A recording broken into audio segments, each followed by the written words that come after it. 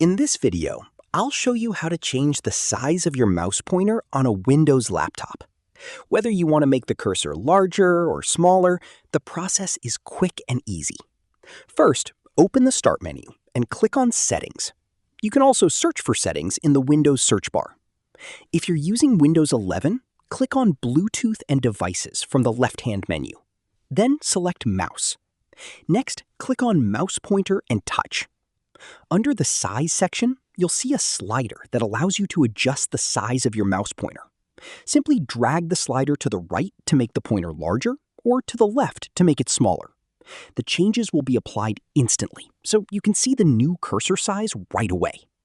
That's it. This is how you can change the size of your mouse pointer on a Windows laptop. If you found this video helpful, don't forget to like the video, subscribe to our channel, and press the bell icon for more tutorials. Thanks for watching.